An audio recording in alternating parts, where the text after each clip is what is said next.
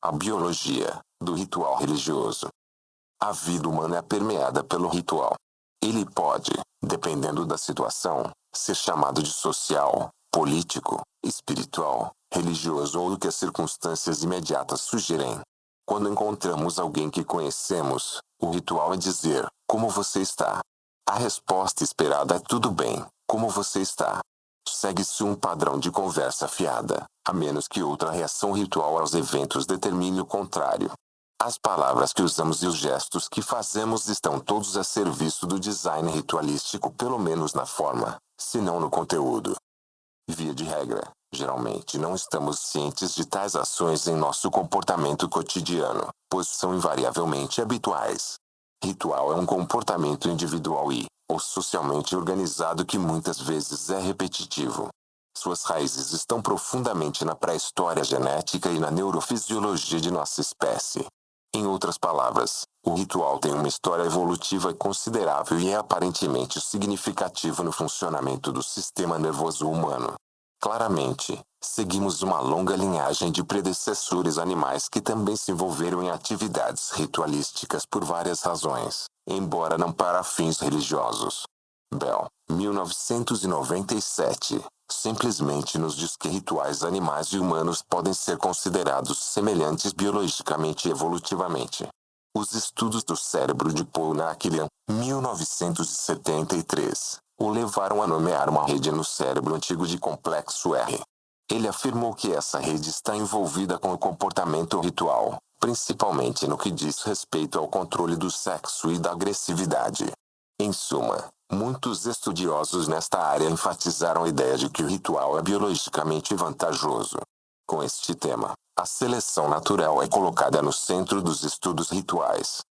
Ritual na religião. De várias maneiras, o ritual e a cerimônia são centrais para a religião. É aqui que os humanos se separam de seus predecessores animais, mas talvez não totalmente. Um exemplo maravilhoso de ritual animal que beira o religioso, mas pode ser considerado animismo pré-religioso, é fornecido por Goodell, 1971, e elaborado por Guthrie, 1993. Goodell descreve a resposta padronizada e ritualística de um grupo de chimpanzés a uma tempestade. A resposta do chimpanzé não é considerada religiosa por Guthrie, mas ele parece concordar com Louvre, 1924, que o animismo humano é essencialmente não religioso ou apenas potencialmente religioso. É preciso conhecer a estrutura cultural e religiosa de um povo antes que se possa distinguir animismo e religião. Dentro dos sistemas religiosos, há muito aprendizado consciente de formas verbais e não verbais aprovadas de comunicação, como quando ajoelhar ou adotar outras posturas ou movimentos, dizer certas orações, envolver-se na dança, beber líquidos ou comer alimentos com significado religioso, por exemplo, vinho, hóstias, matzô, e assim por diante. Ao longo dos séculos, as religiões institucionais refinaram e redefiniram seus rituais. As formas privadas e públicas de adoração são especificadas para certas horas do dia, ao levantar, antes de dormir, em chamadas para oração, etc. Dias particulares da semana e certas épocas do mês e do ano são reservados para reconhecimento e ação especiais por parte dos fiéis. Todos esses momentos têm suas expressões cerimoniais formalmente estruturadas. O ritual circunscreve todo o processo. A utilidade e o significado do ritual. A prevalência e importância do ritual em animais e humanos levaram alguns psicólogos e antropólogos a teorizar uma história evolutiva que resultou em uma neurofisiologia com sítios cerebrais específicos. Eugène Daquili e seus associados aplicaram especificamente suas análises e interpretações neurológicas ao ritual religioso. O ritual é muitas vezes considerado como o cerne e a origem da religião. Wallace, 1966, chamou de fenômeno primário da religião. Religião em Ação, página 102. Pilgrim, 1978, afirma que o ato ritual não é apenas universal para a religião, mas é a característica mais importante de qualquer religiosidade viva, página 64. Há um consenso geral de que o propósito básico do ritual é a comunicação, seja o ritual a dança de uma abelha para suas companheiras, A oração fervorosa de um peticionário é um deus. As mensagens são enviadas por qualquer meio que um organismo ou uma pessoa aparentemente considere mais eficaz. Essas mensagens combatem o estresse da ambiguidade e da incerteza. Eles contêm informações que conferem significado ao vago e ao indefinido. O desconforto, angústia e ameaça de incerteza são diminuídos quando se possui meios ritualísticos de lidar com situações problemáticas.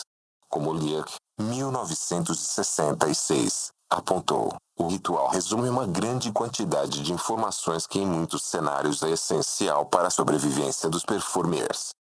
O ritual conecta as pessoas não apenas umas às outras, mas, em suas mentes, às suas divindades. Os psicanalistas acrescentaram que ela fornece uma conexão com os desejos e sentimentos internos de uma pessoa. A comunicação e a linguagem, como instrumentos de controle, organizam situações interpessoais e grupais para eliciar comportamentos que primariamente mantêm a paz e a harmonia em todos os níveis sociais. O ritual, assim, coordena a religião, tanto no domínio público quanto no interior dos indivíduos. Essa relação levou Rapport, 1999, a teorizar que a religião se originou no ritual. Há uma ordem regularizadora na maneira como as coisas são ritualisticamente feitas. Isso proporciona o tipo de organização que dá suporte à consistência e conforto para os indivíduos e, na maioria dos casos, amizade e compreensão na vida da comunidade. Com isso em mente, muitos estudiosos veem o ritual como redução da agressão e gerenciamento dos impulsos sexuais. Mais amplamente, os rituais são vistos como meios de encorajar e controlar a emoção. Rituais em geral e rituais religiosos em particular geralmente sobrevivem não por causa do poder das autoridades, mas porque as pessoas os querem, se voluntariam para participar deles e provavelmente obtêm prazer em ter papéis rituais a desempenhar. Para a maioria das pessoas, a religião representa um estado ideal, com a fé institucional enfatizando a discrepância entre a realidade e o ideal sobre o qual frequentemente não se tem controle. Smith, 1982-1996, percebe o ritual como uma indicação de como as coisas deveriam ser. A participação em cerimônias religiosas confirma a identificação com o ideal, restabelecendo o sentido de mestria. As pessoas frequentemente fazem atribuições religiosas quando surgem problemas médicos sérios. O ritual também se torna significativo nesses momentos. Os rituais de cura são esforços para transformar a doença em saúde. Psicologicamente, tanto para os pacientes quanto para seus apoiadores, eles reduzem a ansiedade e a incerteza. Essas ações são, na verdade, apelos e comportamentos religiosos destinados a trazer forças sobrenaturais em auxílio dos aflitos. A oração e a participação em cerimônias religiosas de cura muitas vezes aliviam o sofrimento e aumentam a integração social. Se essas considerações não forem suficientes, Sozis, 2004, afirma que o ritual é um produto adaptativo da seleção natural, cujo propósito último é a cooperação e comprometimento com o grupo. Uma extensa base física foi teorizada para colocar o ritual na perspectiva neurofisiológica. A rede neurológica proposta para estar envolvida no ritual é considerada parte do sistema nervoso autônomo e denominada sistema ergotrópico tropotrópico. O ritual é invocado como um possível mecanismo de equilíbrio e o controle na relação entre as funções muitas vezes antagônicas que caracterizam os componentes desse sistema. O leitor interessado pode explorar esse pensamento no trabalho de Leuglin, McManus e Dakili, 1990. Além de sua sugestão de que pode haver uma biologia complexa subjacente ao ritual, muito pouco se sabe sobre essa teoria para entrar em mais detalhes aqui. A biologia da oração correlatos biológicos de oração, meditação e relaxamento. Como a oração envolve ritual, os correlatos neurobiológicos do ritual também podem valer para a oração, mas isso não foi demonstrado e parece ser controverso. Os resultados dos estudos de pesquisa não são consistentes em apoiar a supressão neural seletiva postulada por Dakili e Newberg, 1999. Observando que a meditação transcendental, Mateus, parece desacelerar as ondas cerebrais, conforme registrado por eletroencefalogramas OEGS, Surville e Robson, 1978, esperavam que a Mateus, fosse semelhante à oração.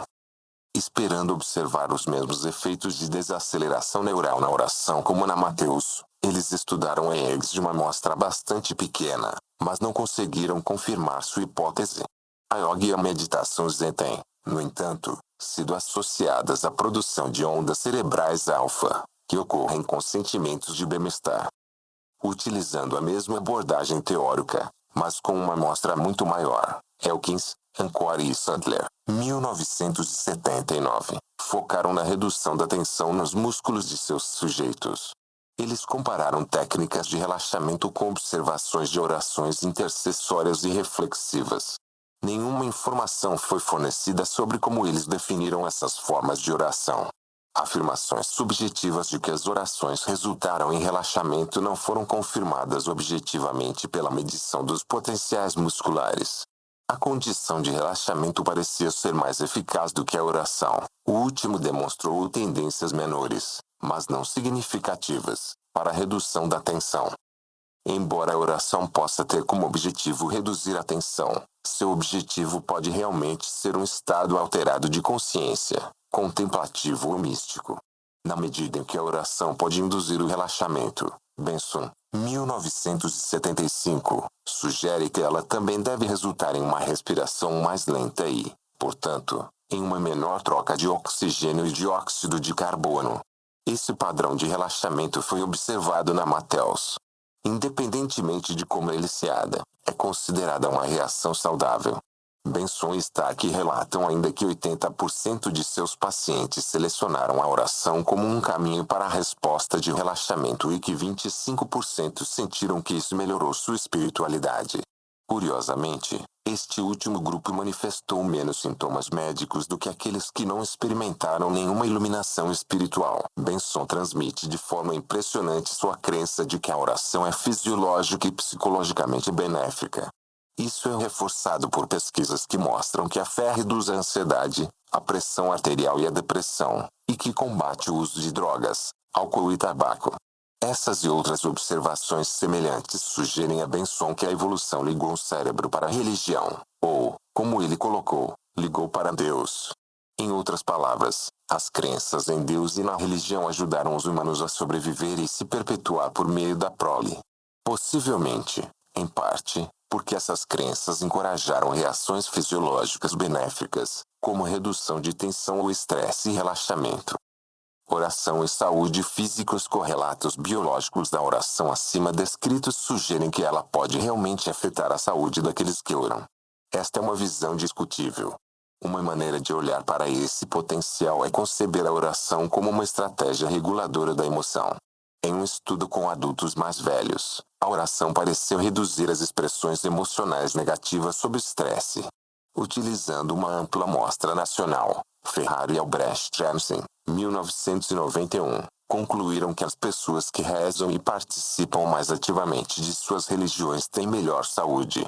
Uma conclusão semelhante veio de um estudo de pacientes submetidos à revascularização do miocárdio, cujos autores afirmaram que aqueles que rezavam evidenciavam melhor saúde emocional pós-operatória. Aponta que a oração induz ao relaxamento e resulta em metabolismo, frequência cardíaca, frequência respiratória e ondas cerebrais mais lentas. Estes são tomados como sinais de estresse reduzido.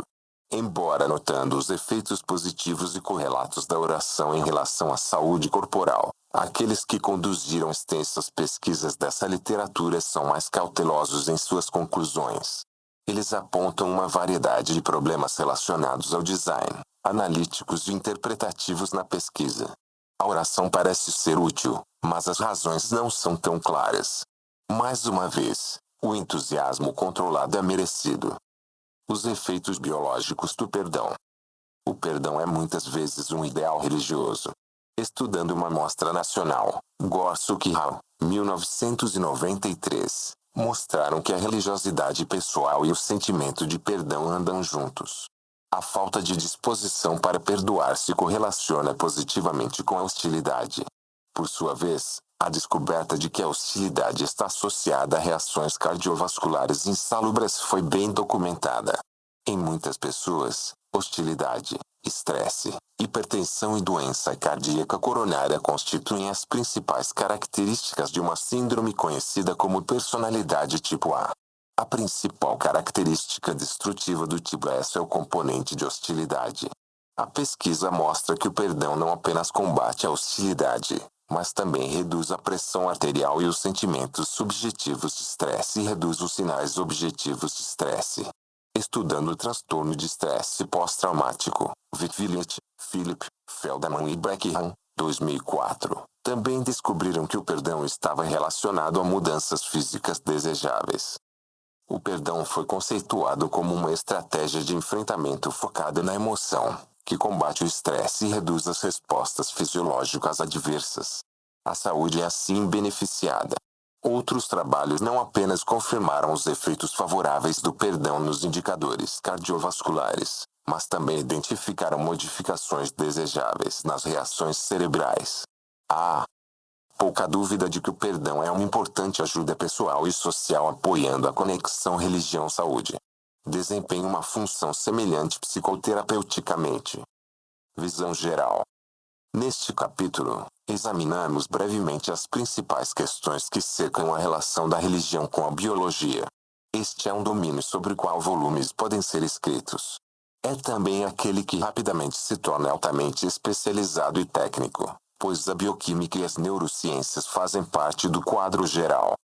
A relação entre religião e biologia tem sido historicamente condicionada pela teoria da evolução.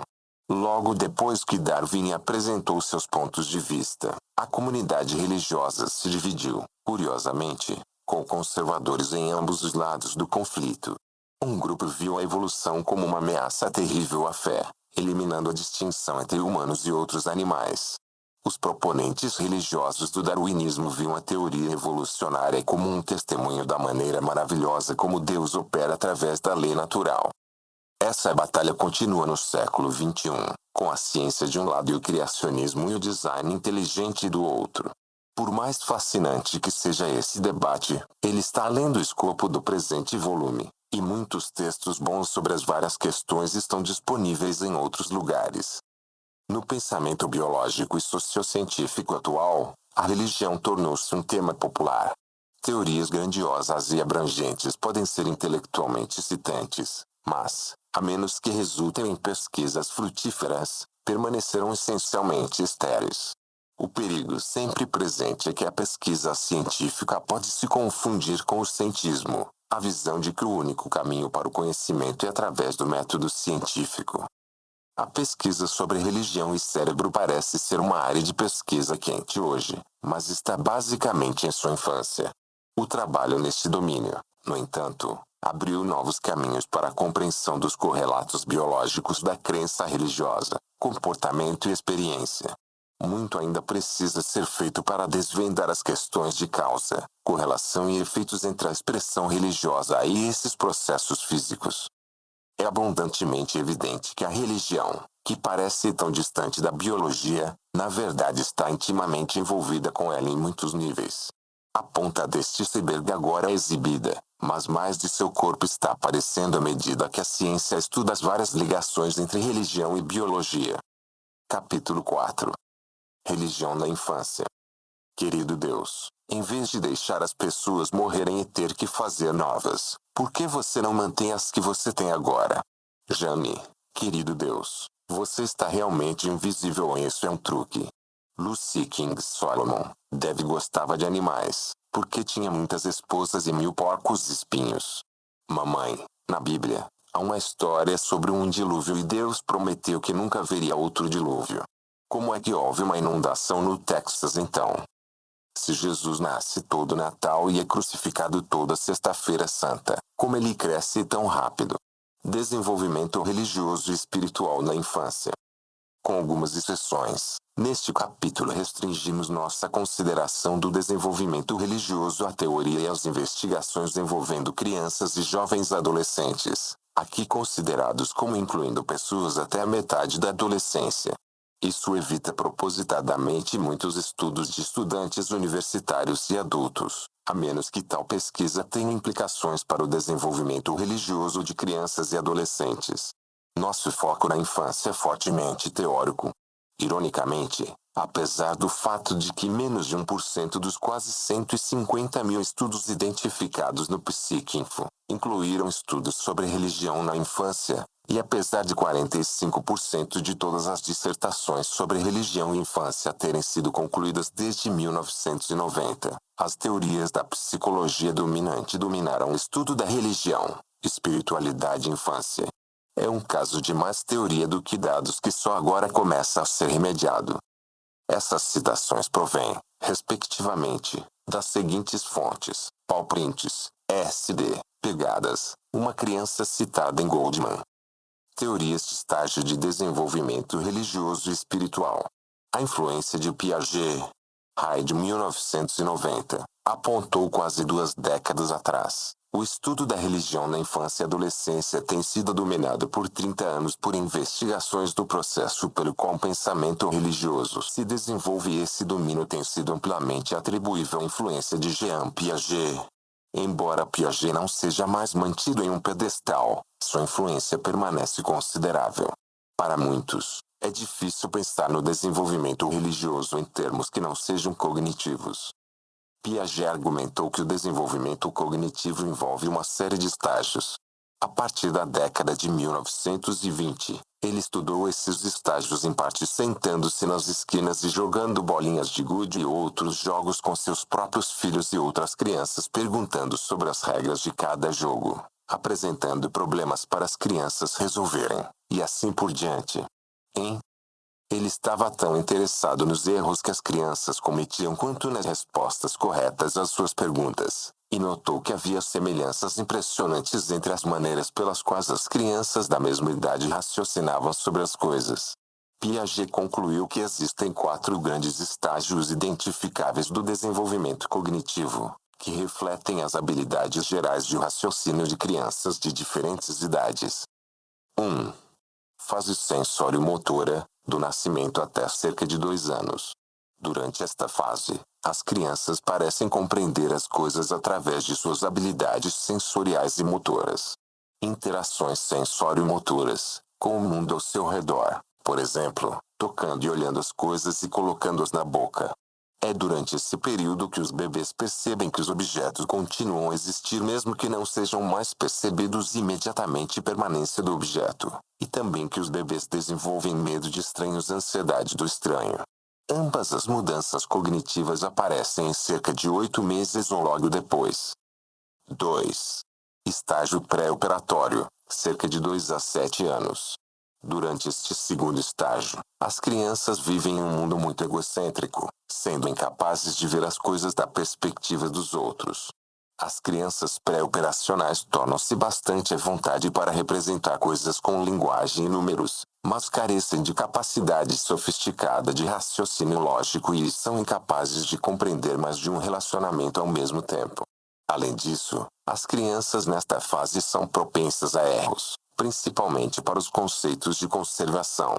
Ou seja, eles têm dificuldade em compreender a ideia de que características como volume, massa ou comprimento de os objetos permanecem os mesmos, apesar das mudanças em sua aparência externa.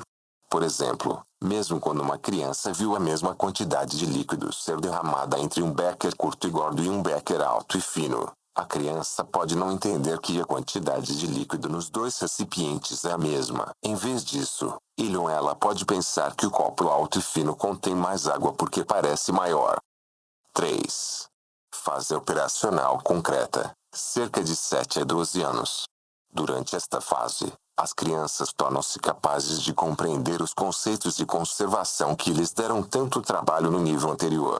Eles também são capazes de raciocinar de maneira bastante lógica sobre eventos concretos, entender analogias e realizar transformações matemáticas como aquelas que envolvem reversibilidade, ou seja, 4 mais 3 igual 7, portanto, 7 a 3 igual 4. 4.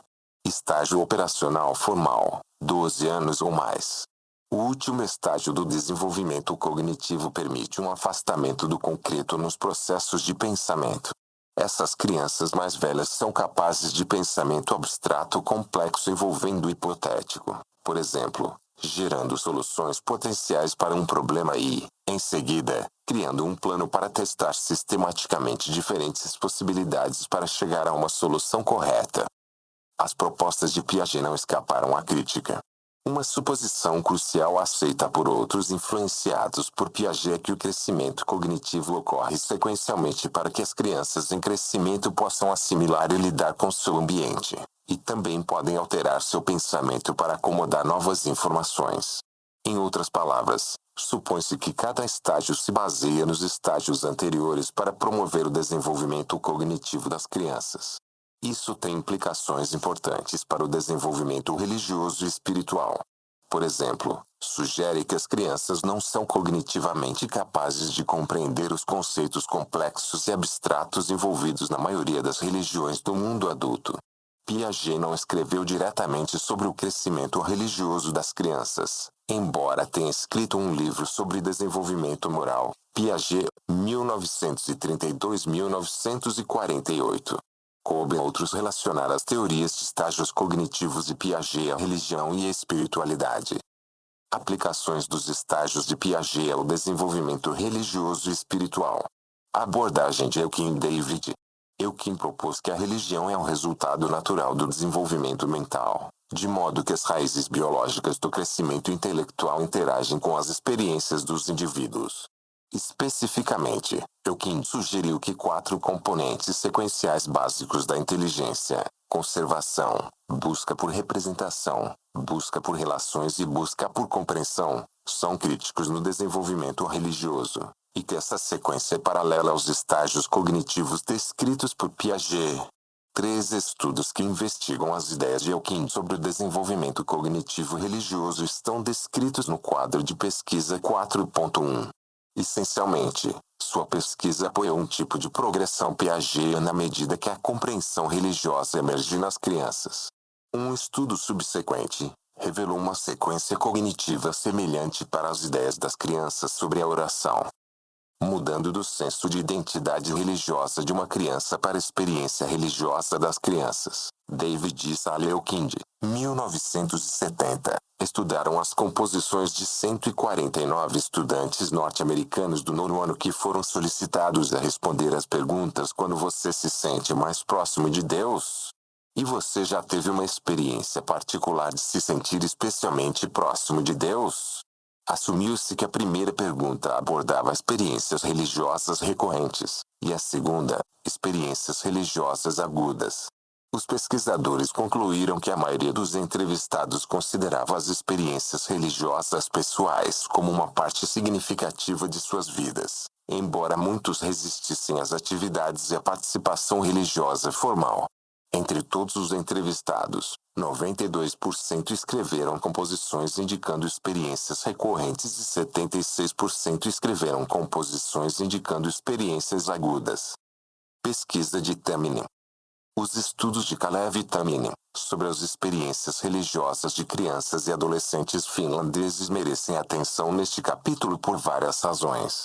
Primeiro, quase 3.000 jovens foram estudados. Em segundo lugar, este programa de pesquisa produziu dados longitudinais limitados, mas importantes. Terceiro, e possivelmente mais importante, esses estudos deram um passo além da abordagem mais tradicional do estágio cognitivo, investigando o significado e as implicações das experiências religiosas para a vida das crianças, além de aspectos do desenvolvimento cognitivo religioso. Caixa de pesquisa 4.1. O conceito de religião da criança. Em 3 estudos separados, Elkin fez uma série de perguntas para crianças judias, católicas e protestantes, respectivamente, sobre sua compreensão de sua identidade e ideias religiosas. Por exemplo, em seu estudo de 1961, crianças judias foram questionadas como estas: você é judeu? O que o torna judeu? Um gato ou um cachorro pode ser judeu? Você se torna um judeu? Elkin encontrou considerável similaridade cognitiva relacionada à idade nas respostas das crianças a essas perguntas em seus 3 principais grupos religiosos. O desenvolvimento de ideias religiosas parecia paralelo até certo ponto aos estágios cognitivos de Piaget. Na faixa de 5 a 7 anos, comparável ao estágio pré-operatório tardio de Piaget. As crianças pareciam pensar que sua filiação denominacional era absoluta, tendo sido ordenada por Deus e, portanto, não poderia ser alterada. Alguns anos depois, 7 a 9 anos, comparável ao estágio operacional concreto inicial de Piaget, as ideias religiosas eram de fato muito concretas. A filiação religiosa era vista como determinada pela família em que se nasceu, e se uma família católica tinha um gato de estimação, pensava-se que era um gato católico. No estágio seguinte do desenvolvimento religioso, 10 a 14 anos, correspondendo aos estágios operacionais formais e concretos tardios de Piaget, as crianças aparentemente começaram a entender algumas das complexidades das práticas e rituais religiosos, e elas podiam conceber a mudança de uma pessoa sua religião porque eles entendiam que a religião vinha de dentro da pessoa ao invés de ser determinada externamente. O pensamento religioso abstrato e diferenciado começava a aparecer. No final, Elkind concluiu que as crianças não eram capazes de uma compreensão adulta abstrata da religião antes dos 11 ou 12 anos, ou seja, o início do período operacional formal de Piaget. Também usou as 5 dimensões religiosas de Glock-Stark, 1965, para organizar seu estudo longitudinal do desenvolvimento religioso em jovens escandinavos. Um resumo de seu trabalho é relatado na caixa de pesquisa 4.2. Como observado na caixa, Taminen perguntou a seus súditos: você às vezes sentiu que Deus está particularmente perto de você? As porcentagens de respostas por série para a amostragem de 1974 são apresentadas na tabela 4.1.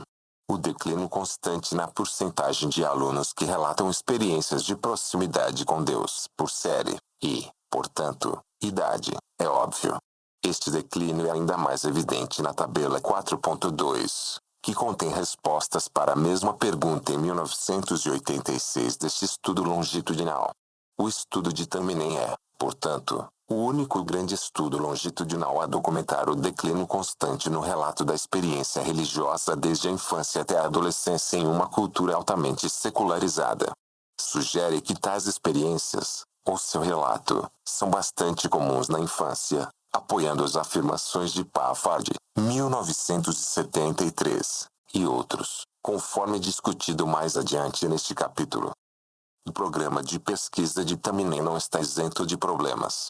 É difícil saber o que fazer com as respostas de questionários escritos de crianças relativamente pequenas. Provavelmente as crianças mais novas não foram capazes de se expressar bem por escrito, e não está claro se suas experiências religiosas autorrelatadas estão em consonância com o que os adultos chamariam de experiências religiosas. Além disso, questionários foram administrados em salas de aula, sugerindo que a pressão dos colegas, influências contextuais e outros fatores podem ter influenciado as respostas. Por exemplo, as crianças podem ter relutado em revelar experiências religiosas pessoais a um adulto desconhecido, especialmente enquanto estavam sentadas entre seus colegas de classe. Como Scarlett, 1994, apontou, estas são pesquisas realizadas em ambientes impessoais não propícios ao tapping. Caixa de pesquisa 4.2. Experiência religiosa na infância e adolescência. Pesquisa finlandesa. Taminen, 1994. Taminen começou sua série de investigações com um estudo de 1974 que testou 1.588 crianças e adolescentes, de 7 a 20 anos, que eram em sua maioria luteranos e divididos de maneira bastante equilibrada entre meninos e meninas. Dados longitudinais foram coletados 2 anos depois em 277 dos participantes originais, e uma onda longitudinal final de dados foi coletada em 1980 em 60 daqueles que participaram do primeiro e segundo estágios. Além disso, 242 colegas da terceira onda 60 foram estudados para fins de comparação. Finalmente, em 1986, foi realizado um estudo para replicar e ampliar a investigação de 1974, envolvendo 1.176 alunos. A maioria dos dados foi coletada por meio de questionários grupais aplicados nas salas de aula, embora os alunos mais novos, primeira série, também tenham sido entrevistados. Tamminen reconhece que muitos alunos até a quinta série tiveram dificuldade de se expressar por escrito, e que isso pode ter comprometido suas descobertas para as crianças mais novas. A experiência religiosa foi operacionalmente definida pela pergunta: você já sentiu às vezes que Deus está particularmente perto de você? E seu acompanhamento: você gostaria de me contar sobre isso? Quando e em que situações? Curiosamente, 10 a 16% dos dois grupos mais jovens de alunos relataram que não se sentiram particularmente próximos de Deus, e esse número cresceu de forma constante para 53% dos jovens de 17 a 20 anos. Ou seja, crianças mais velhas e adolescentes eram significativamente menos propensos a relatar quaisquer experiências religiosas envolvendo proximidade com Deus. A proximidade com Deus entre as crianças de 7 a 11 anos estava mais provavelmente ligada a situações de solidão, medo e emergências, como escapar ou evitar o perigo, ou quando estavam doentes. 1994, p. 81. Tamminen observa que esses relatos correspondiam a uma concretude mais geral do pensamento nessas idades. Experiências semelhantes foram relatadas pelos jovens de 11 a 13 anos, embora também associassem a proximidade a Deus com o encontro com a morte, a solidão, a oração e a contemplação. Não havia muita evidência de pensamento mais abstrato até idades posteriores. Os jovens de 13 a 15 anos evidenciaram uma variedade de dúvidas religiosas, por exemplo, sobre a existência e confiabilidade de Deus, bem como a eficácia da oração. Relatos de diminuição da proximidade com Deus eram mais comuns, e os relatos de proximidade que apareciam eram mais frequentemente ligados à morte e a perigos externos. Finalmente, as experiências religiosas dos alunos mais velhos, 15 a 20 anos, tendiam a envolver questões de identidade pessoal e questões existenciais, por exemplo, o significado da vida e da morte, e esse material era mais obviamente abstrato por natureza. No geral, Tamminen concluiu que os resultados desses estudos de longo alcance mostraram uma linha de desenvolvimento de concreto, separado externo para mais abstrato, geral e internalizado.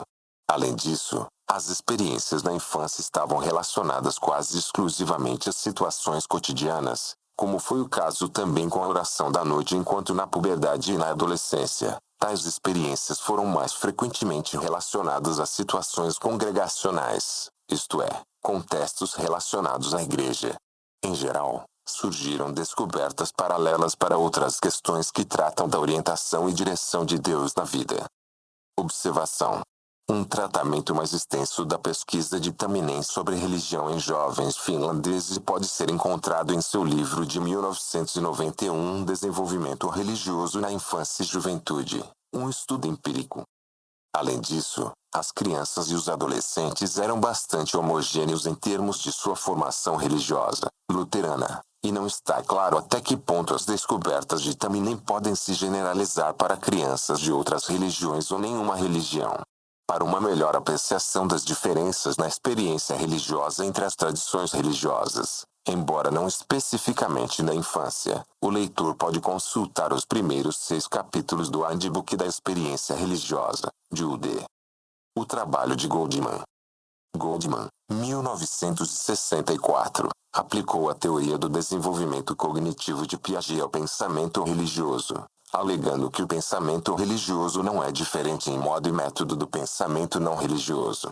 Trabalhando na Inglaterra, ele fez perguntas a crianças de 5 a 15 anos sobre desenhos com conotações religiosas. Por exemplo, uma criança ajoelhada em uma cama, aparentemente orando, bem como perguntas sobre histórias da Bíblia, por exemplo, Moisés na sarça ardente. Ele então analisou as respostas às perguntas procurando evidências dos estágios de desenvolvimento piagetianos.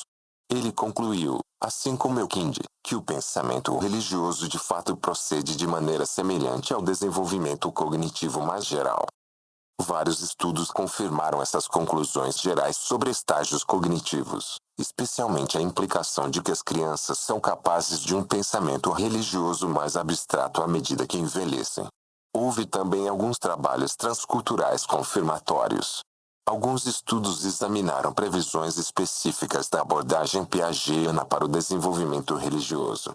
Por exemplo, Zage, 1990, concluiu que seus dados, obtidos de estudantes do ensino médio e universitário, eram consistentes com a previsão da teoria piagetiana de que o pensamento abstrato em área de conteúdo específica, como a religião, depende de uma lógica formal subjacente. Avaliando as descobertas do Goldman, alguns trabalhos empíricos não apoiaram inteiramente as conclusões de Goldman sobre o desenvolvimento do pensamento religioso. Por exemplo, Hogg e Petrillo, 1978, estudaram 451 alunos do segundo ano do ensino médio em diferentes igrejas protestantes e católicas e concluíram que Goldman havia superestimado a importância da capacidade cognitiva e subestimado o papel do treinamento religioso no desenvolvimento do pensamento religioso.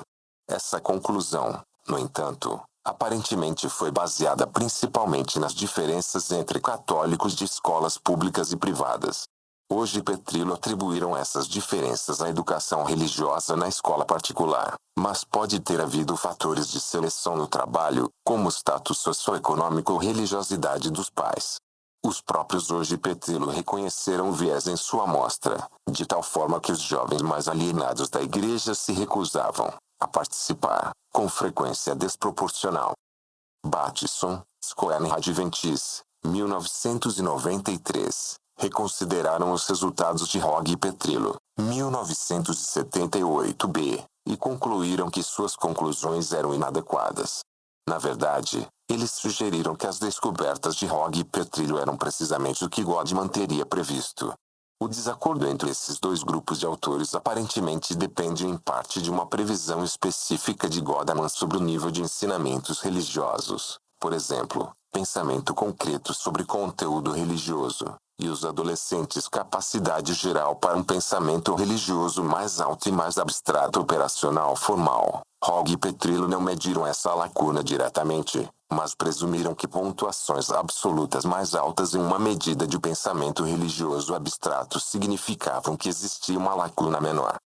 Além disso, suas descobertas não foram consistentes em diferentes medidas de rejeição religiosa ou em diferentes grupos de participantes, e a maioria das correlações relatadas não alcançou significância estatística. Não é surpreendente que tenha havido algum desacordo quanto à interpretação desses achados.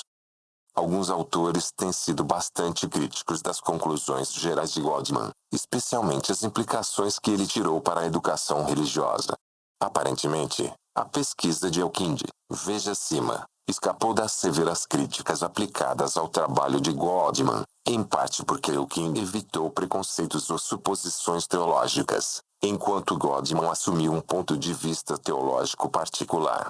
Por exemplo, Gray, 1983, sugeriu que os testes cognitivos de Goldman e os de Peatling, que desenvolveram uma medida do desenvolvimento cognitivo religioso, eram tendenciosos de tal forma que os entrevistados teologicamente conservadores tendem a endossar respostas que indicam pensamento religioso concreto, em vez de abstrato.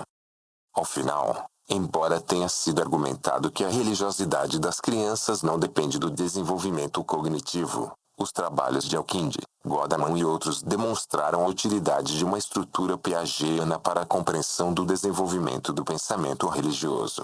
Esses pesquisadores também prepararam o terreno para muitos trabalhos subsequentes em áreas relacionadas, como o desenvolvimento da fé, o desenvolvimento moral e o surgimento do conceito de Deus e da oração. Os estágios de desenvolvimento da fé de Fowler. James Fowler, 1981, milésima nongentésima 91ª, 1991b, 1994, 1996, sugeriu que a fé religiosa individual se desenvolve em uma sequência de estágios semelhante à descrita por Piaget para o desenvolvimento cognitivo e por Kohlberg para o crescimento moral. Veja abaixo. Ele define a fé como uma experiência humana dinâmica e genérica, que inclui, mas não se limita ou é idêntica à religião. Ou seja, embora o uso do termo fé por Fowler se sobreponha à religião institucionalizada, as duas também são independentes até certo ponto. A fé é vista como um núcleo profundo do indivíduo, o centro de valores, imagens e realidades de poder e histórias mestras mitos, envolvendo motivações conscientes e inconscientes. Em outras palavras, a fé envolve centros de valores que variam de um indivíduo para outro, mas que são focos de importância primordial na vida, como religião, família, nação, poder, dinheiro e sexualidade. Além disso, as pessoas tendem a se alinhar com o poder neste mundo perigoso, possivelmente poder religioso, mas também fontes de poder secular, como nações e sistemas econômicos. Fé é confiança e lealdade a imagens e realidades de poder.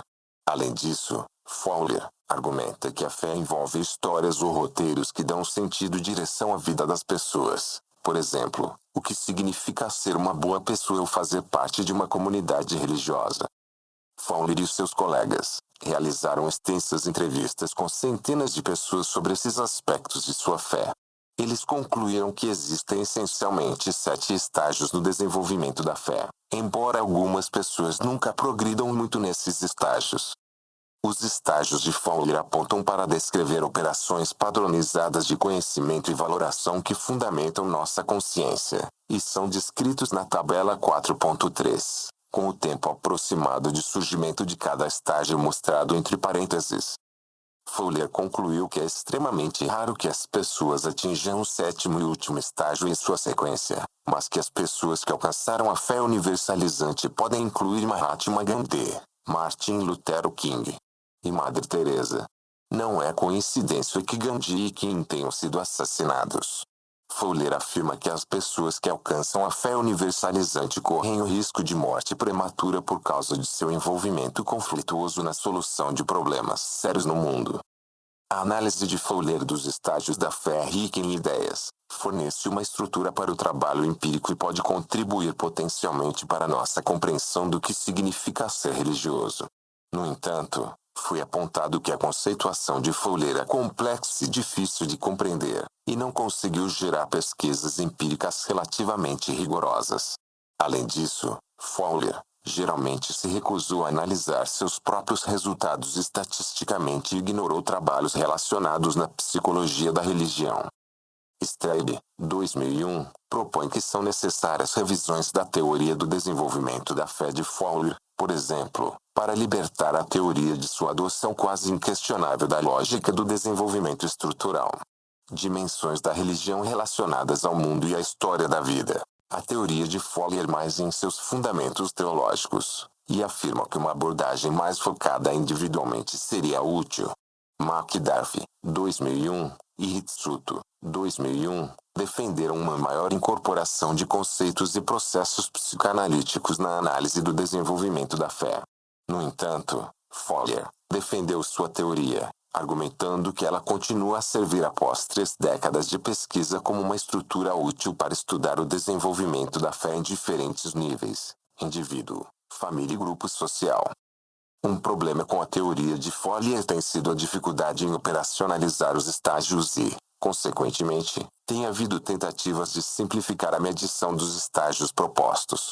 Por exemplo, Leake, Laux e Bolin, 1999, desenvolveram uma escala de desenvolvimento da fé de 8 itens destinada a medir os estágios propostos por Fowler.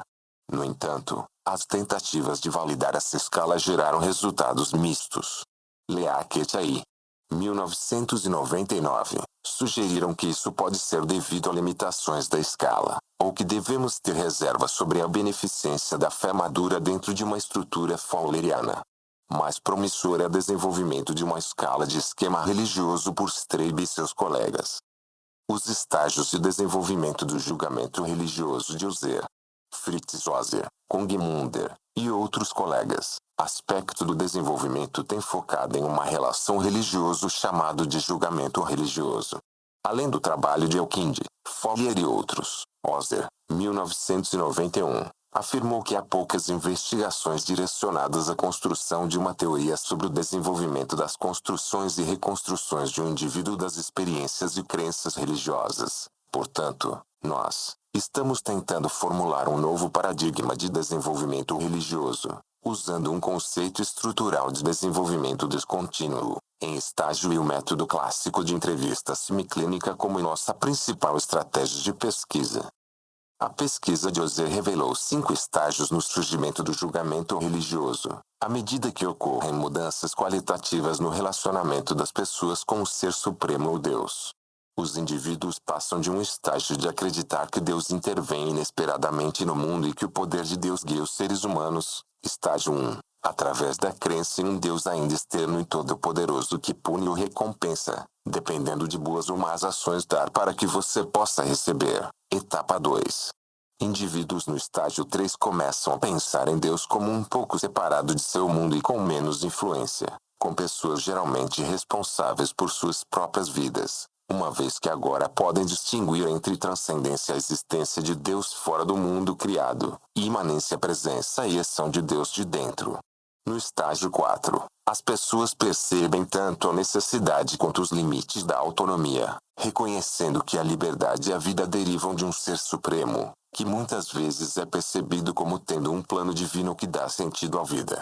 Finalmente, no estágio 5, o Ser Supremo é realizado através da ação humana via cuidado e amor. Existe religiosidade universal e incondicional.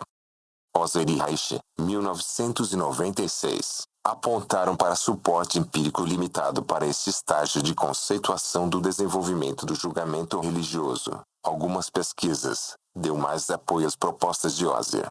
Huber, Reich e Schenker, 2000, argumentam que é importante adequar a técnica de medição aos objetivos de uma investigação nesta área. Suas descobertas sugerem que combinações de métodos podem ser apropriadas. Os estágios de desenvolvimento moral de Kohlberg. A teoria do desenvolvimento moral de Lawrence Kohlberg, 1964, 1969, 1981, 1984, serviu de base para a investigação de muitas questões relacionadas à moralidade. Com base na crença de Piaget de que os julgamentos morais das crianças derivam de seu desenvolvimento cognitivo, Kohlberg tentou identificar os estágios cognitivos subjacentes ao desenvolvimento do pensamento moral. Em uma série de estudos, ele perguntou às pessoas o que elas pensavam sobre os diferentes dilemas morais. O dilema mais famoso de Kohlberg envolveu uma mulher à beira da morte por câncer que poderia ser salva por um novo medicamento desenvolvido por um farmacêutico próximo. O farmacêutico, no entanto, queria 10 vezes o que o medicamento lhe custava para fazer, mais do que o marido da mulher doente, e podia pagar, e se recusou a vendê-lo por menos. Então Reynolds pensou em invadir a loja do farmacêutico para roubar o remédio para sua esposa. Os entrevistados foram solicitados a comentar sobre a moralidade da possível decisão de Reynolds de roubar a droga e indicar o raciocínio por trás de sua resposta. Com base em tais respostas a tais dilemas, Kohlberg propôs que os indivíduos passam por 3 grandes níveis de desenvolvimento moral, cada um com subestágios. Como Sarpe, 1986, afirmou, cada estágio se distingue por um raciocínio moral que é o mais complexo, mais abrangente, mais integrado e mais diferenciado do que o raciocínio dos estágios anteriores. A tabela 4.4 descreve os níveis e estágios de desenvolvimento moral propostos por Kohlberg. A teoria de Kohlberg foi criticada, e a extensa avaliação de Bergling, 1981, de sua validade sugere que a teoria pode ter utilidade limitada fora dos países industrializados ocidentais. Mas há algum suporte para as conclusões de Kohlberg de que as crianças progridem através de estágios morais, especialmente do nível pré-convencional para o nível convencional de moralidade. Além disso, a revisão da literatura de Snare, 1985, sugere que essa progressão é razoavelmente semelhante em diferentes culturas. Poder-se esperar que a conceituação de desenvolvimento moral de Kohlberg estivesse intimamente ligada ao crescimento religioso, ou que o desenvolvimento religioso afetasse diretamente, e possivelmente determinasse, o surgimento da moralidade. No entanto, Kohlberg deixou muito claro que o desenvolvimento moral e religioso são bastante separados e que os dois não devem ser confundidos. Por exemplo, ele sugeriu que é uma falácia pensar que princípios morais básicos dependem de uma religião em particular, ou de qualquer religião. Não encontramos diferenças importantes no desenvolvimento do pensamento moral entre católicos, protestantes, judeus, budistas, muçulmanos e ateus. Tanto os valores culturais quanto a religião são fatores importantes na elaboração seletiva de certos temas na vida moral, mas não são causas únicas do desenvolvimento de valores morais básicos. A pesquisa confirmou a conclusão de Kohlberg a esse respeito, e outros especialistas em desenvolvimento moral adotaram uma postura semelhante. Além disso, no Tutorial, 1993, descobriram que crianças e adolescentes mais velhos eram capazes de distinguir entre questões morais e religiosas, e que viam as regras morais como inalteráveis pelas autoridades religiosas. No entanto, isso não impediu muitos pesquisadores de especular e investigar possíveis relações entre desenvolvimento moral e religiosidade. Tal pesquisa foi facilitada pelo desenvolvimento de um sistema de pontuação menos subjetivo para avaliar os estágios do desenvolvimento moral. Este, Defining Swiss Test, DIT, pede que as pessoas respondam a uma série de 12 afirmações sobre cada um dos 6 dilemas morais. O DIT pretendia ser mais simples e mais objetivo do que a pontuação inicial de estágios morais de Kohlberg, e estimulou vários estudos sobre desenvolvimento moral e religião, embora aparentemente poucos com crianças. Essas investigações relataram algumas relações entre o nível de julgamento moral e a orientação religiosa, embora normalmente não sejam fortes. Também houve alegações de que pessoas de denominações fundamentalistas têm pontuações mais baixas no DIT. A validade do DIT para grupos religiosos conservadores foi questionada, no entanto, por Richards. Uma medida melhorada de julgamento moral, o DIT-2, já foi publicada. Resta saber se essa nova medida ajudará a esclarecer a literatura sobre desenvolvimento moral e religião. Gilligan, 1977, criticou a teoria e a pesquisa de Kohlberg por sua falha em lidar com aspectos únicos do desenvolvimento moral das mulheres, especialmente a orientação de cuidado e responsabilidade de muitas mulheres, em contraste com a orientação de justiça masculina enfatizada por Kohlberg. Isso pode ter implicações para o desenvolvimento religioso, por exemplo, em termos de diferenças de gênero nas imagens de Deus, se Deus for visto como a âncora de uma pessoa para a moralidade. Há evidências de que as imagens de Deus divergem ao longo das linhas de gênero, com as mulheres mais propensas a ver Deus como apoiador e os homens mais propensos a ver Deus como instrumental. Reich, 1997, ponderou de forma mais geral se tais considerações poderiam sugerir a necessidade de uma teoria específica para o desenvolvimento religioso das mulheres. No entanto, ele concluiu que não há necessidade de modificar as teorias atuais de desenvolvimento religioso, ou gerar novas a esse respeito. Outros criticaram a posição de Reich. Eles argumentaram que, no mínimo, são necessárias revisões das teorias atuais. Em geral, os estágios de desenvolvimento moral de Kohlberg podem pelo menos estimular nosso pensamento sobre o crescimento religioso. Por exemplo, Scarlett e Perriello, 1991, sugeriram que as ideias de Kohlberg poderiam ajudar na compreensão de aspectos do desenvolvimento da oração. Além disso, a religião tem muito a dizer sobre moralidade, e entender como ocorre o desenvolvimento moral é certamente relevante para a comunicação e compreensão de questões morais em diferentes idades. Ao mesmo tempo, devemos levar a sério a advertência de Kohlberg e não assumir como alguns pesquisadores têm feito que o desenvolvimento moral e religioso estão necessariamente direta e causalmente relacionados. Outras abordagens de moralidade e religião são discutidas no capítulo 12. É possível uma abordagem unificada para o desenvolvimento religioso. Dada a sobreposição entre as conceituações de estágio atuais, pode ser produtivo tentar uma integração e síntese das teorias de estágio de desenvolvimento de Piaget, Fowler, Ozer e outros, a fim de delinear os elementos comuns dessas teorias à medida que se aplicam ao desenvolvimento de processos de pensamento religioso. Tal integração foi tentada por Helmut Reich. Ele tentou resumir os smorgasbord de diferentes abordagens teóricas e empíricas para o estudo do desenvolvimento religioso. Além disso, ele tentou distinguir entre o grau de dureza e suavidade das teorias de palco. Os estágios difíceis descrevem sistemas organizados de ação, solução de problemas de primeira ordem, são qualitativamente diferentes uns dos outros e seguem uma sequência imutável com uma lógica de desenvolvimento clara. Um estágio posterior denota maior complexidade e melhor capacidade de resolução de problemas. Cada estágio difícil integra o estágio anterior e logicamente requer os elementos do estágio anterior. Os modelos de palco de Piaget, Kohlberg, Elkind e Goldman seriam considerados difíceis.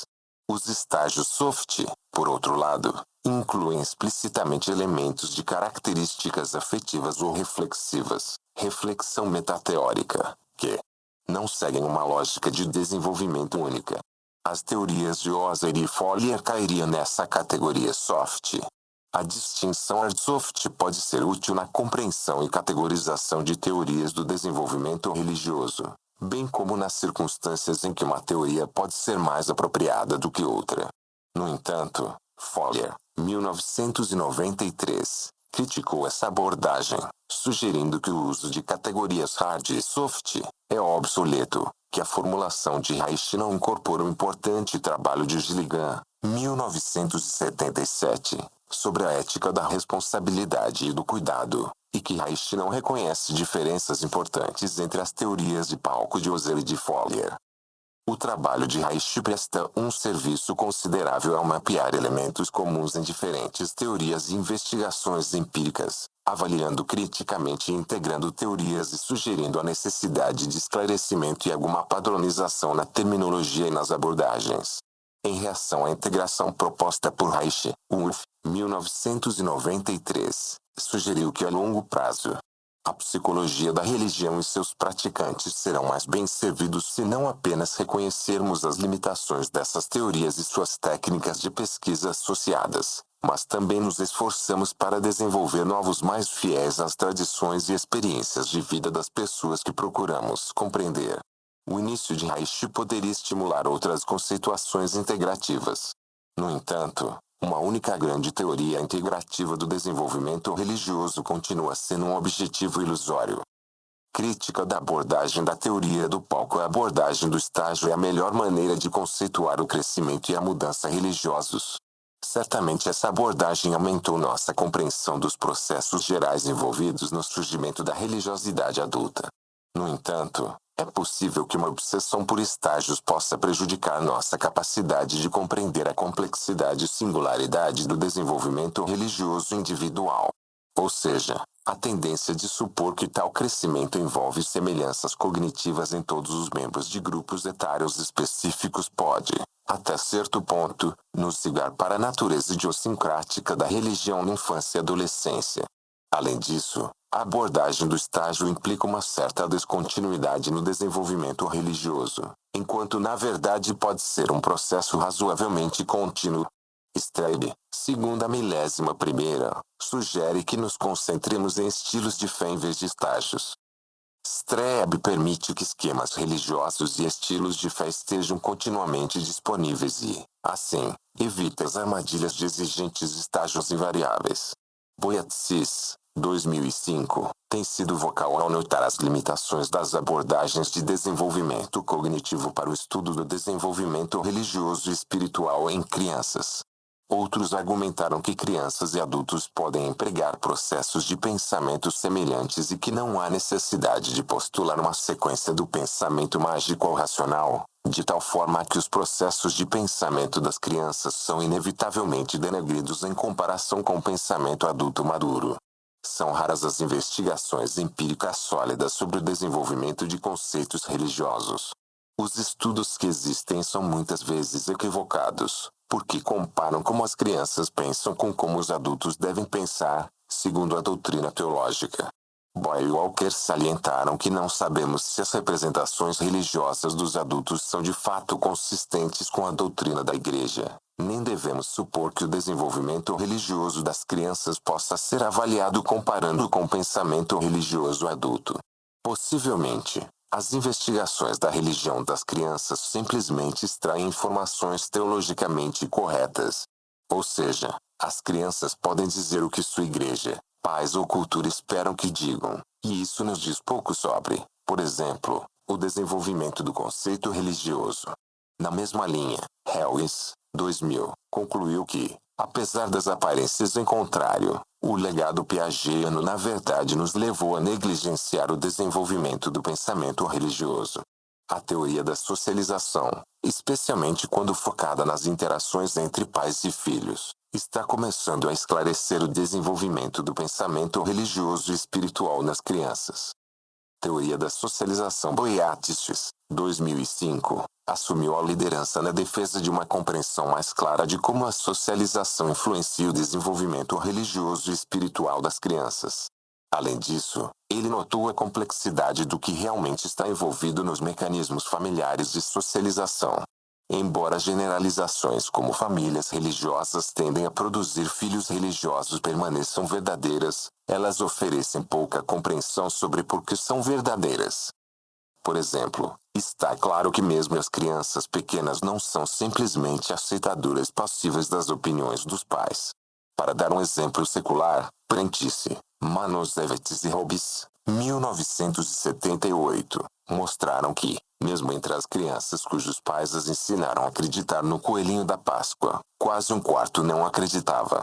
Okagaki e Bevis, 1999, mostraram que as crenças dos pais não são tão importantes quanto as percepções das crianças sobre o que seus pais acreditam. Da mesma forma, os esforços para sugerir que as crianças naturalmente abrigam tendências antropomórficas que podem explicar tanto seu pensamento religioso quanto sua experiência são equilibrados por estudos que mostram que as crianças reconhecem que Deus é único e deve ser entendido em termos não antropomórficos. Barrett e Richard, 2003. Boyatzis forneceu críticas eficazes de estudos em que as crianças são convidadas a desenhar figuras de Deus. E então os pesquisadores interpretam isso como uma indicação de pensamento antropomórfico. Hiller, 1986, mostrou que as crianças induzem visões complexas de Deus, atribuindo características pessoais e impessoais a Deus. Finalmente, Evans, 2000, mostrou que mesmo crianças que não foram criadas com crenças criacionistas religiosas tendem a favorecer visões criacionistas.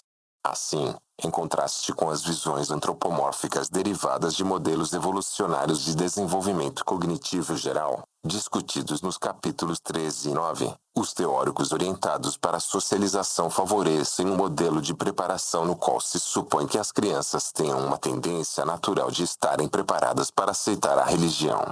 Ideias. Essa tendência natural é reforçada quando os pais e outros reforçam isso com instrução religiosa explícita. Aqui a religião, como um sistema explícito de crenças, é enxertada em uma consciência espiritual natural para as crianças. A pesquisa longitudinal quantitativa mostrou que, à medida que as crianças amadurecem, elas tendem a adotar os valores religiosos de seus pais.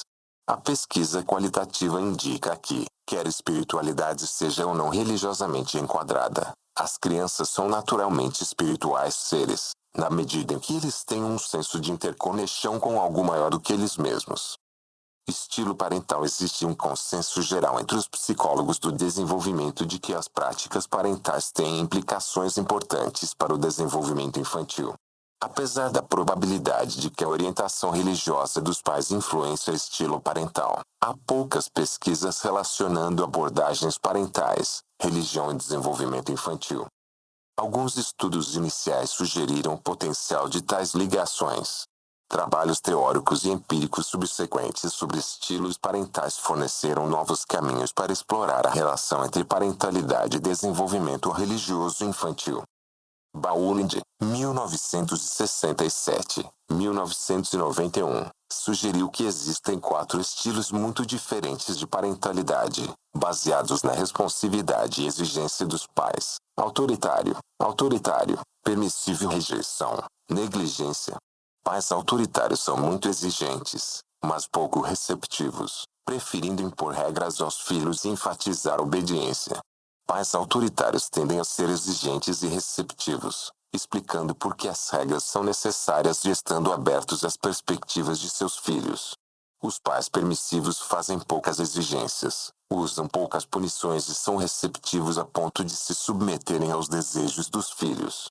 Os pais rejeitadores, negligentes, não são exigentes nem receptivos, geralmente desvinculados dos filhos.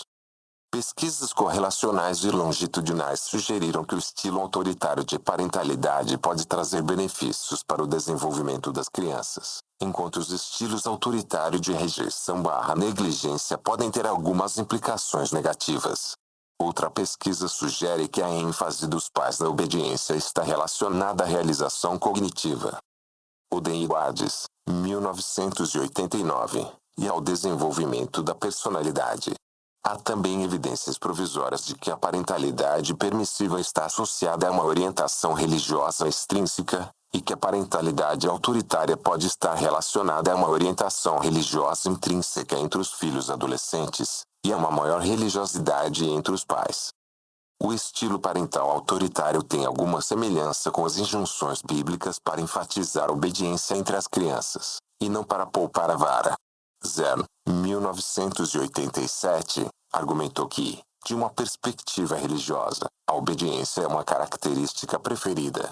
De fato, pesquisas de Ellison e Sherkat, 1993, revelaram que protestantes conservadores e, em menor grau, católicos, tendem a endossar uma orientação parental autoritária, valorizando a obediência nas crianças. A religião também tem sido associada às práticas disciplinares dos pais, inclusive uma preferência entre grupos mais conservadores e aqueles que aderem a uma crença literal na Bíblia, pelo uso de castigos corporais. Da mesma forma, a religiosidade tem sido associada à ênfase na obediência às normas culturais em geral. Conforme descrito na caixa de pesquisa 4.3, Danso, Ronsberg e Pratt, 1997, encontraram evidências de que estudantes universitários mais fundamentalistas, estudo 1, e pais, estudo 2, eram mais propensos a tolerar o uso de castigos corporais e valorizar a obediência, em vez de autonomia, na criação dos filhos. No entanto, as análises de mediação sugeriram que o maior desejo dos fundamentalistas de socializar seus filhos para aceitar a fé religiosa, parental, estava mais ligado ao autoritarismo de direita do que ao fundamentalismo religioso em si. Pergunta-se, então, se grupos religiosos conservadores, ou fundamentalistas religiosos em geral, podem estar inclinados a usar um estilo parental autoritário, com consequentes implicações para seus filhos. Além disso, que papel o autoritarismo de direita como traço de personalidade dos pais desempenha em tal relacionamento? Darling e Steinberg, 1993, sugeriram que os objetivos e valores parentais devem ser diferenciados dos estilos e práticas parentais. À luz da discussão acima, parece evidente que a orientação religiosa provavelmente terá algum impacto nos objetivos e valores dos pais. Certamente, alguns livros cristãos conservadores sobre educação infantil enfatizam a importância de objetivos autoritários para os pais, por exemplo, aconselhando explicitamente os pais que criar filhos obedientes é um objetivo importante. Tais objetivos, por sua vez, provavelmente influenciarão tanto o estilo parental geral como delineado por Baumbinde, quanto práticas parentais específicas, como o uso de punição corporal para ensinar obediência. O papel da religião nesse processo pode até ajudar a explicar as variações na prevalência de diferentes estilos parentais em grupos étnicos norte-americanos. Os objetivos e práticas parentais podem ter importantes implicações no mundo real, além de seus efeitos diretos para as próprias crianças. Por exemplo, em Aylmer, Ontário, Canadá, 7 crianças cuja família pertencia a um grupo religioso conservador foram retiradas de seus pais por autoridades de bem-estar infantil. Os pais às vezes disciplinavam seus filhos batendo neles com uma vara ou correia. Quando as autoridades se reuniram com os pais justificaram seus métodos disciplinares com referência à sua crença literal na Bíblia e se recusaram a garantir às autoridades que essa prática acabaria. As crianças acabaram sendo devolvidas à família quando os pais alegadamente forneceram alguma garantia de que não usariam certos tipos de punição física para disciplinar as crianças. No entanto, as questões mais amplas da legalidade dessa justificativa religiosa para o castigo corporal e se as autoridades devem ou não remover essas crianças de suas casas ainda não foram resolvidas. Caixa de pesquisa 4.3 O papel do fundamentalismo religioso dos pais e do autoritarismo de direita nos objetivos e práticas de criação dos filhos. Esses autores concluíram que pesquisas anteriores haviam estabelecido ligações entre uma religiosidade parental mais forte e uma maior ênfase dos pais na obediência de seus filhos, e também atitudes mais positivas em relação ao castigo corporal, por exemplo, palmadas, na criação dos filhos. Foi ainda hipotetizado que o desejo dos pais de criar seus filhos para aceitar a religião da família e manter a fé teria uma influência sobre os objetivos que eles estabeleceram para seus filhos. Esperava-se que pais mais fundamentalistas valorizassem mais a manutenção da fé, enfatizassem a obediência aos filhos com mais força e também fossem mais propensos a tolerar o uso de castigos corporais na criação dos filhos.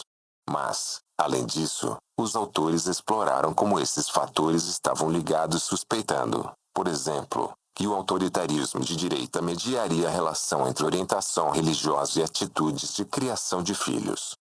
2 estudos foram realizados. A primeira envolveu 204 estudantes universitários, e o segundo 154 mães e pais de estudantes universitários. As medidas incluíram as escalas de mantendo a fé, atitudes em relação ao castigo corporal, autonomia e obediência desenvolvidas para a pesquisa, bem como medidas de fundamentalismo e autoritarismo de direita. Os estudantes universitários foram solicitados a responder aos itens de parentalidade imaginando que eles tinham seus próprios filhos. Os pais foram questionados sobre suas reais atitudes de criação dos filhos quando seus filhos, universitários, tinham entre 7 e 12 anos de idade.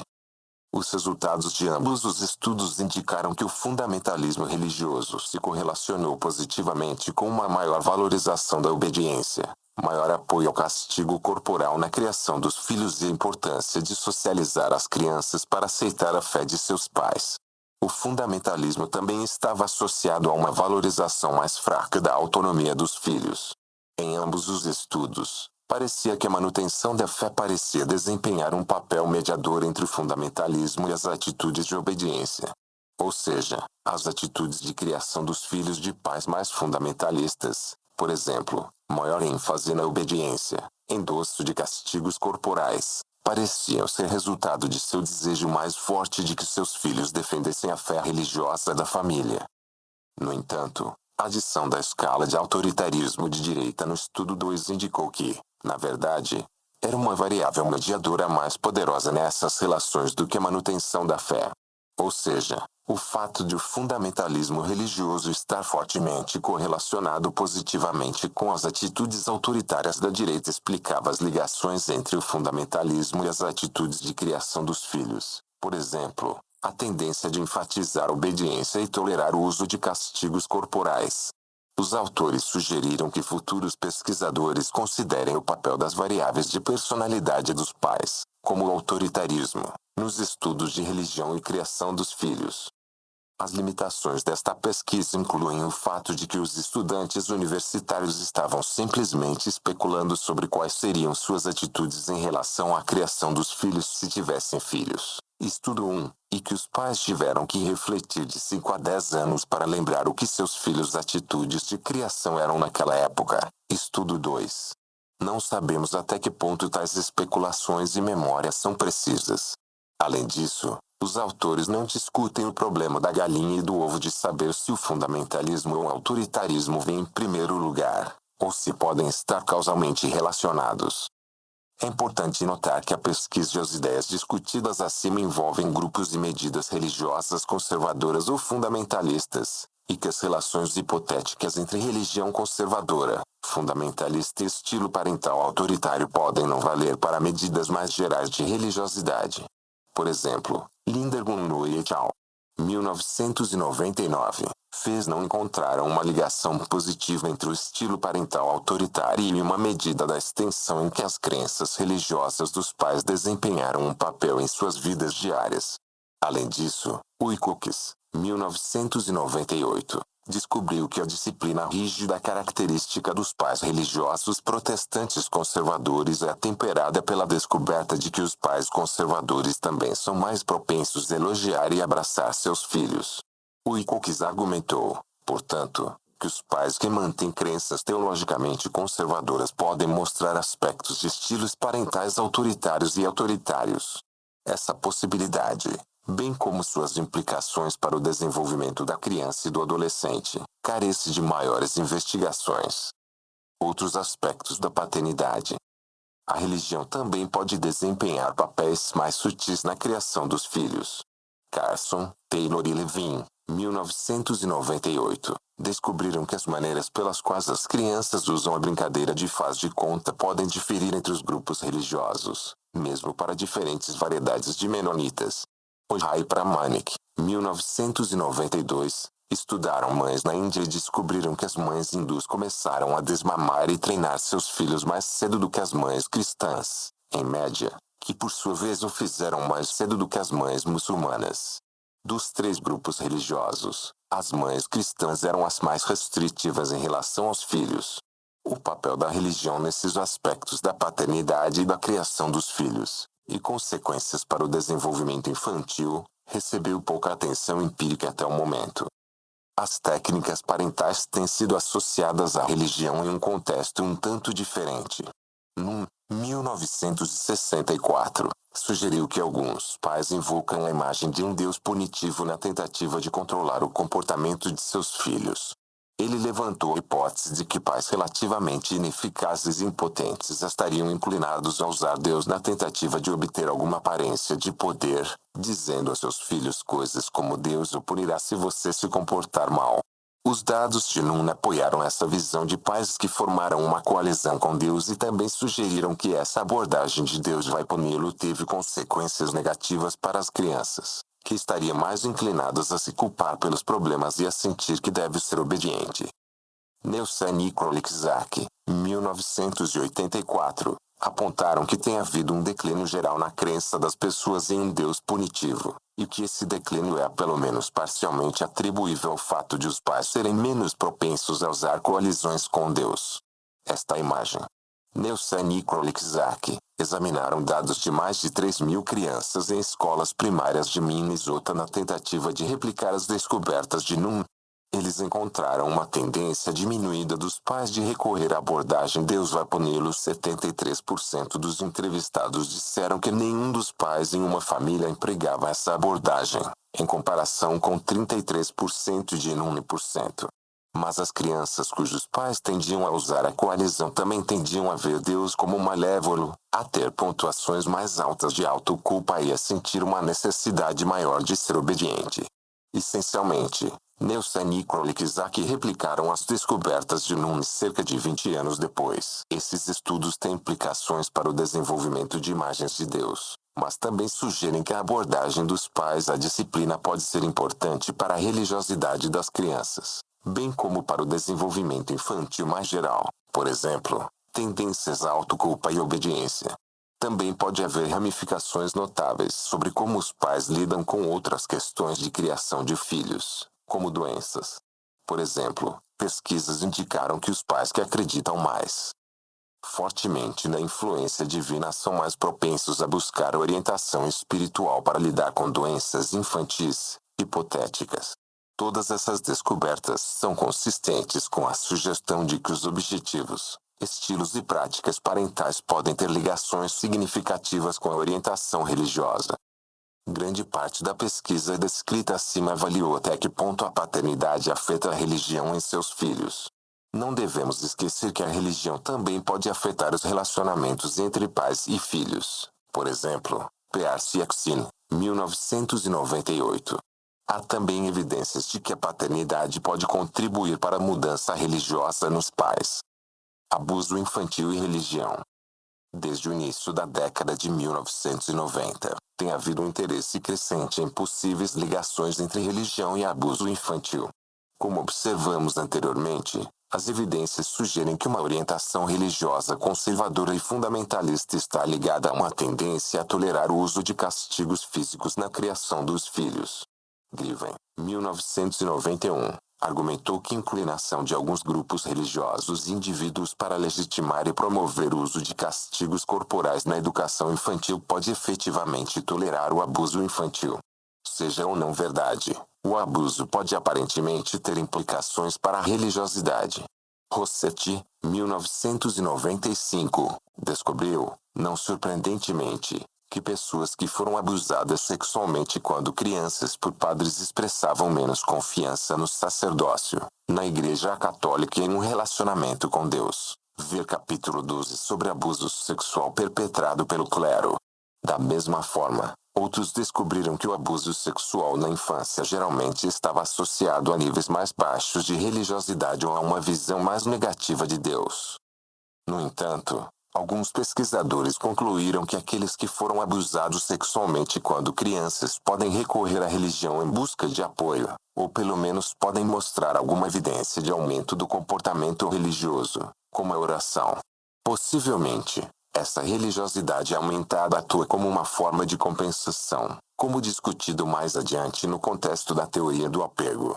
Outros descobriram que um grupo de indivíduos em psicoterapia por abuso sexual infantil não diferia no funcionamento espiritual de um grupo de pessoas em psicoterapia por outras razões. No entanto, ambos os grupos pontuaram mais baixo no bem-estar espiritual do que as pessoas que não estavam em psicoterapia. Tendo em vista os resultados aparentemente conflitantes dos estudos nesta área, mais pesquisas são necessárias. Possivelmente existem diferenças de gênero em resposta ao abuso, e fatores como o ambiente religioso antes e depois do abuso precisam ser levados em consideração, bem como o tipo, o perpetrador e o contexto do abuso. Direções futuras para a teoria da socialização. A teoria da socialização ainda está em sua infância, na medida em que os psicólogos procuram entender a dinâmica real da interação pais-filhos. Hiller, 1986, observou que os pais são os principais intérpretes das crenças religiosas para seus filhos. No entanto, esta não é uma via de mão única. Boyatzis e Janicki, 2003, focaram na interação bilateral e dinâmica entre pais e filhos. O movimento é claramente em direção a estudos empíricos mais específicos da complexa dinâmica da socialização religiosa e espiritual, e longe de teorias baseadas em estágios. Boyatzis, 2006. Movimento semelhante é evidente em pesquisas focadas nos conceitos e imagens de Deus das crianças. Conceitos e imagens de Deus. Quando as crianças pensam em Deus, que tipo de imagem se forma em suas mentes? Muitos estudos sobre religião na infância têm se concentrado especificamente nessa questão. Parte dessa pesquisa foi baseada em teorias psicodinâmicas e de relações objetais sobre o desenvolvimento de uma imagem de Deus. Por exemplo, Freud interpretou a imagem de Deus como uma figura paterna, uma espécie de projeção do pai real no contexto da resolução do complexo de Édipo. Jung aparentemente concordou que existe alguma projeção do pai terreno na imagem de Deus, mas ele sentiu que os arquétipos, imagens / símbolos com raízes biológicas, encontrados em muitas culturas, também desempenham um papel nos conceitos de Deus. Embora tais teorias analíticas das origens e o desenvolvimento de uma imagem de Deus são difíceis de testar diretamente, eles sugerem que deve haver uma ligação firme entre como as crianças veem seus pais reais e suas imagens de Deus. Os teóricos das relações objetais também exploraram o papel das figuras paternas nas imagens de Deus. O que a pesquisa empírica mostra? Questões de pais e gênero. A pesquisa empírica confirmou que as imagens de Deus são tipicamente dominadas por homens na cultura ocidental. Foster e Keating, 1992, possivelmente mais para meninas do que para meninos.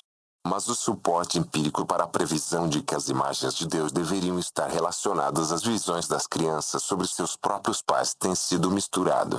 Vergotti e Tamayo, 1981, sugeriram que a imagem de Deus pode realmente ter mais semelhança com a mãe do que com o pai, e Roberts, 1989, encontrou uma correspondência entre imagens de Deus e imagens de si mesmo. Há também evidências de que aspectos qualitativos gerais dos relacionamentos com os pais podem estar relacionados a imagens positivas de Deus. A investigação de Cressy, 1998, sobre estudantes universitários o levou a concluir que as imagens de Deus eram organizadas em torno de 3 dimensões: nutrir, julgar, controlar, economizar e concretizar. Um resumo. Ele encontrou poucas diferenças de gênero, com exceção de que o controle era mais saliente nas imagens de Deus dos homens. Mais diferenças de gênero apareceram em outro estudo, que enfatizou a importância dos pais em afetar as imagens de Deus das crianças, direta e indiretamente. Os resultados de Dick et al. Sugeriram que os conceitos de Deus das meninas estavam mais intimamente relacionados aos atributos e estilos de disciplina dos pais do que os conceitos de Deus dos meninos. Hertel e Donahue, 1995, examinaram mais de 3.400 tríades mãe-pai jovem a partir de dados obtidos através do Instituto de Pesquisa, nos Estados Unidos em 1982 a 1983. Os jovens deste estudo estavam no 5º ao 9º ano. Os resultados mostraram que, embora os relacionamentos não fossem grandes, havia tendências significativas para que as imagens dos pais de Deus se refletissem nas impressões dos jovens sobre os estilos parentais. Em particular, as imagens amorosas de Deus dos pais e das mães aparentemente afetaram as imagens das crianças de seus pais e mães como amorosos, respectivamente. Por sua vez, os estilos parentais e as imagens de Deus dos pais predisseram as imagens de Deus dos jovens. Essas relações permaneceram mesmo após o controle de classe social, denominação religiosa, frequência à igreja e idade dos jovens. Hertel e Donahue também concluíram que havia uma forte tendência de seus participantes perceberem Deus como amor maternal, e não como autoridade paternal, e que as mães desempenhavam um papel mais importante na socialização das imagens de Deus de seus filhos, especialmente para filhas. Pelo menos um estudo encontrou evidências de que os professores podem ser mais importantes do que os pais no desenvolvimento do conceito de Deus.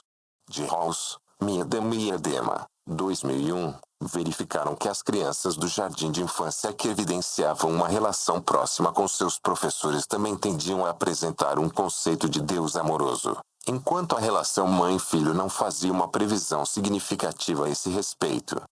Em geral, a literatura sobre imagens de Deus das crianças parece razoavelmente consistente em confirmar a importância dos pais no desenvolvimento desses conceitos.